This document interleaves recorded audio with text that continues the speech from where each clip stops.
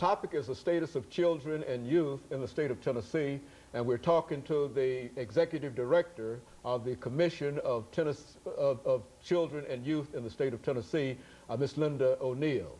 Of course, Ms. O'Neal, as we promised during the first segment, what we'd like to do now is to give you an opportunity to simply inform our audience of the status of children in the state of Tennessee. I think we see on many occasions various reports dealing with where we rank and et cetera. And so what we'd like to do during the second segment, and perhaps to complete during the third segment, is to talk about the status of children and how bad we are or how good we are and that kind of information.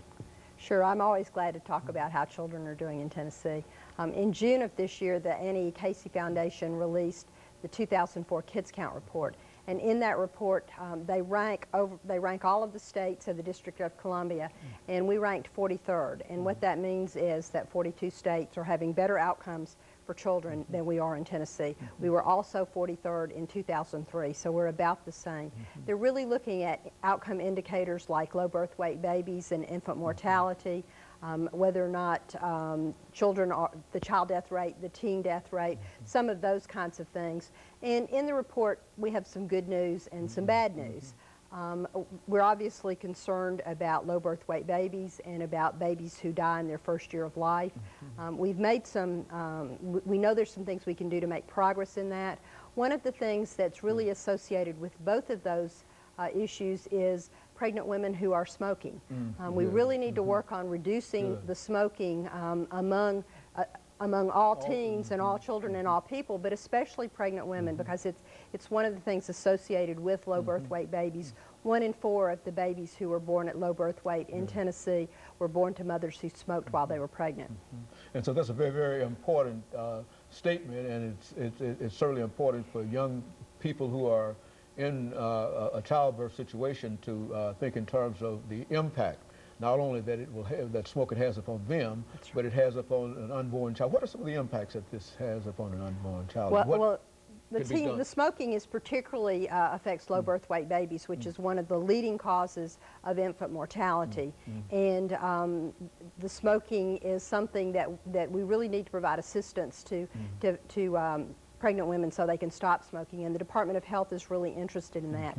One of the other indicators, though, in the report that's important is that we've had improvements in the teen birth rate in Tennessee as we've worked together across communities in Tennessee to try to avoid teen pregnancy. We've really had some successes. The teen birth rate in Tennessee now is really at the lowest level it's been in a long time.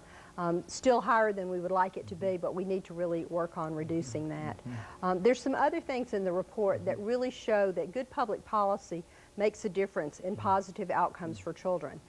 We've made substantial improvement in Tennessee in both the child death rate and the teen death rate. And there's some of the reasons that we have made that progress include things like strong seatbelt laws, child restraint devices, bicycle helmet and skateboarding helmet requirements, because the leading cause of death for both children and teens is what they call unintentional injuries, what we all call accidents, and certainly for teenagers, automobile accidents or vehicle accidents are the leading cause of death. And as we've done graduated driver's licensing in Tennessee and really emphasized seatbelts, we've seen some reductions in teen deaths in motor vehicle accidents.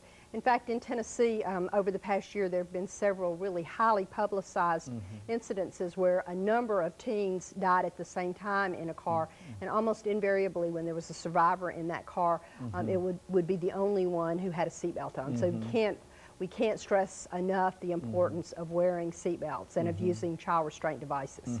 And so what you're saying here is that public policy can really impact considerably upon what you're doing in dealing with children and youth in the state of Tennessee, that it's not always up to the individual, but the government itself can develop policies that would increase your outcome.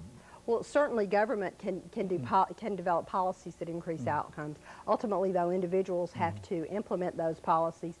And we really need collaborative efforts that involve not only state and local government, but communities, churches, synagogues, other houses of worship, families and children together to really do better things for children. But one of the best examples of public policy that has really made a difference is TennCare. TennCare has had a very positive impact on children in Tennessee.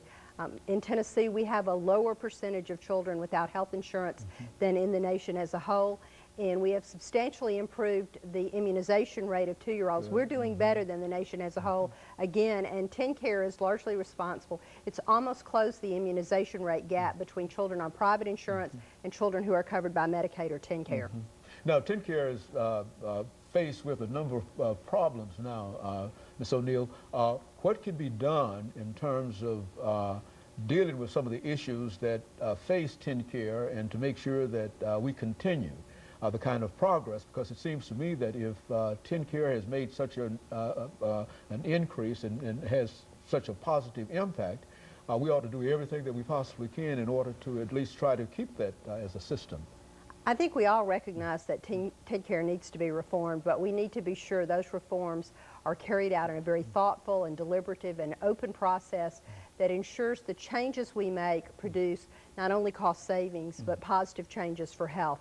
We know that by better managing the care of particularly individuals who have disabilities or serious diseases, that we can have better outcomes for them. So advocates all across Tennessee are trying to work with the administration, with providers to ensure that as we make changes, we make responsible changes that protect the health of not only children but other Tennesseans who are covered by TennCare.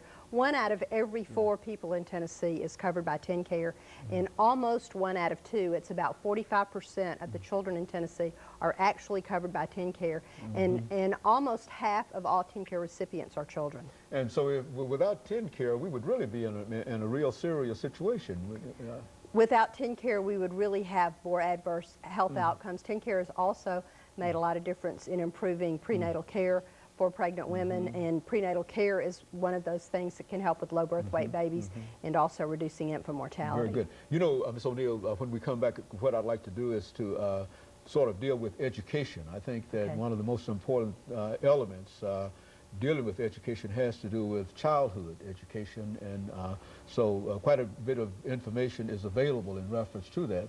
And so what we'd like for you to do after we come back with the second commercial break is to give our audience as much information during that time as you possibly can dealing with the different aspects of education.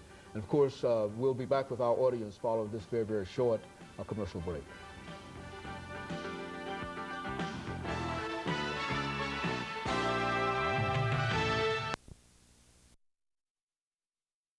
The topic is the status of children